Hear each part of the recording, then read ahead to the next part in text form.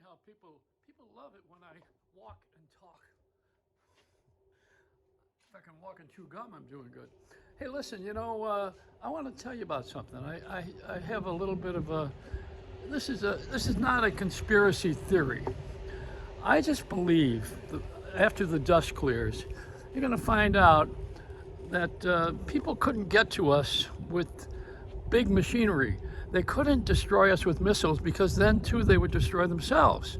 And we've had that happen, with atom bombs and Hiroshima and all that. We played all of that military stuff out.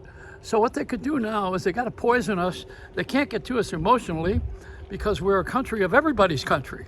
So when we put it all together, nobody ever agrees on anything anyway because we all come from different cultures. So that's what makes this work. That's what makes it better than any other country actually right now. And the fact of the matter is we each have our own talents, but let's not go there. Let's go down the road here. I think what happened is the Chinese, they're communists. And they want to have the economy we have with communism. You can't have it both ways, But they haven't learned that yet. See, of all the years and all the knowledge and experience and time on the planet and billions of people, they still haven't learned that you can't have it both ways. It's a principle. And of all things, if Confucius were here, he would have to tell them, you cannot serve two masters. So what happens is we have a society that doesn't like what we're doing. Now check this out. Putin just recently poisoned his opponent, who now is trying to get back into Russia. I mean, the guy poisoned him. And then in Syria, when they didn't like what was happening, the president of Syria started to use chemical warfare.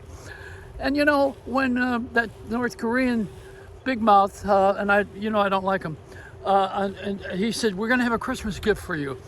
And then the pandemic began. Well, he's tied into China, he's a communist. So they all know that the only way they're going to get us is either by knocking our towers down and getting our finances, or they're going to get us emotionally, which they can't reach us, or they're going to have to do something.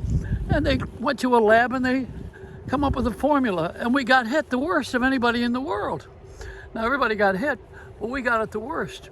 And now they got a guy in New York who's a Chinese running for mayor. I wouldn't be too, not that he's a bad guy, but Yang, is that his name? I wouldn't want the yin and the yang right now. It wouldn't be my favorite move. So I'm thinking that somewhere we have to start to think like, not that we have enemies and they're terrible, but we got to start thinking that we need to work ourselves. We do not need to be giving work to other countries and making slaves out of them. That's what we did with China. They appealed to that part of us.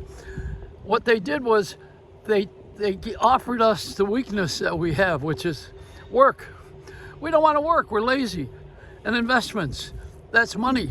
So those are the things we're about. We're about economy, and we're about not wanting to work so much.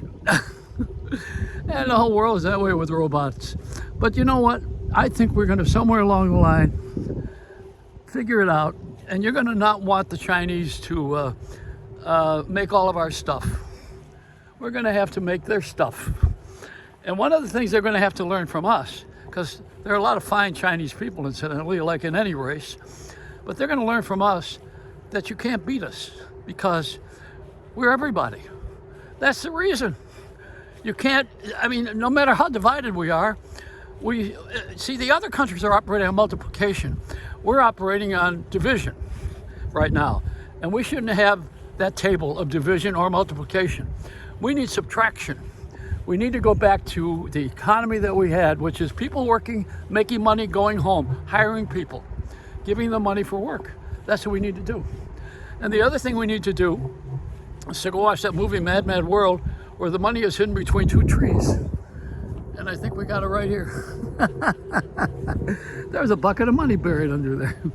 No, seriously, we have to go back to the early laws of the FCC, which were to give us equal time without having to pay for the time on the air to run for office.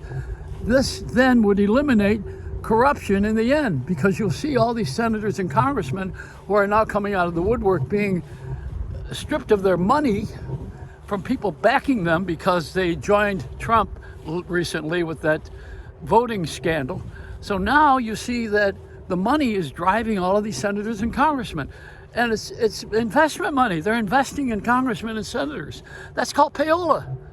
So that'll go away when you have equal time. And the SEC got rid of equal time. Equal time means that if someone with a lot of money or power or a party gets on the air to advertise something, you have to give that same amount of time to somebody who doesn't have that advantage. And that's the inclusion.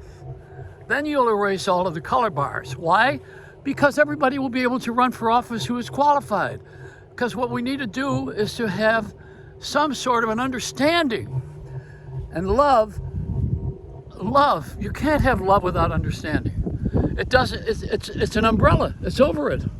So when we understand, then we can love. That's my message.